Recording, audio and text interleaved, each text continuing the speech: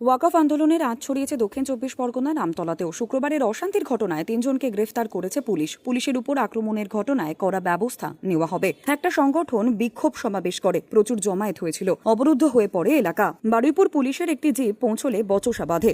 এরপরেই উত্তেজিত জনতা পুলিশের গাড়ি ভাঙচুর করে। 3 জনকে গ্রেফতার করা হয়, বাকিদেরও খোঁজ চলছে। সাংবাদিক বৈঠক করে জানিয়েছে ডায়মন্ড হারবার পুলিশ জেলার পুলিশ সুপার রাহুল গোস্বামী। ওয়াকফকে কেন্দ্র করে আপনারা জানেন বিভিন্ন জায়গায় প্রতিবাদ হচ্ছে।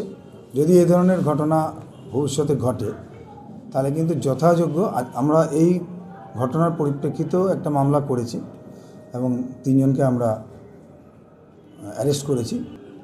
পরবর্তী দিনে যদি এই ধরনের ঘটনা ঘটে তাহলে কড়া আইনি পদক্ষেপ যা নেওয়া যায় আমরা নেব। এর আগে মুর্শিদাবাদের পরিস্থিতি নিয়ে কড়া বার্তা দিয়েছিলেন রাজ্য পুলিশের ডিজিপি রাজীব কুমার। পুলিশ যতই কড়া ব্যবস্থার কথা বলুক না কেন, কার্যত পুলিশের ভূমিকার সমালোচনা করেছেন মুর্শিদাবাদের তৃণমূলের বিধায়ক এবং সাংসদ। দলের বিধায়ক হুমায়ুন কবিরের দাবি, প্রথম দিন থেকেই পুলিশ যদি কড়া পদক্ষেপ নিত তাহলে পরবর্তীতে অশান্তি এত বড় আকার নিত না।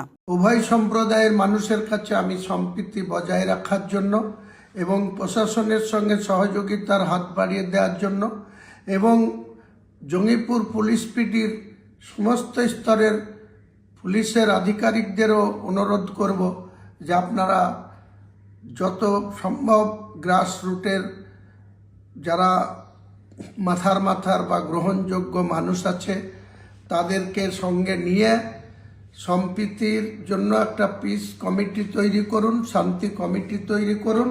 অন্যদিকে তৃণমূল সাংসদ খলিলুর রহমান পুলিশ দেরিতে পৌঁছানোর পরিস্থিতি নিয়ন্ত্রণের বাইরে চলে গিয়েছে বলে দাবি করেছেন। দল কোনো কাউকে চিহ্নিত নয়, যাকে দেখবেন অপরাধ করেছে সে যেই হোক না কেন আপনারা তাকে অ্যারেস্ট করুন, তাকে চরমতম শাস্তি দিন। তা আমার বাড়িতে আপনার সিসি ক্যামেরা যা ছিল সব ভেঙে দিয়েছে, এমনকি জানলার কাঁচও 3-4 খানা ভেঙেছে আর কি।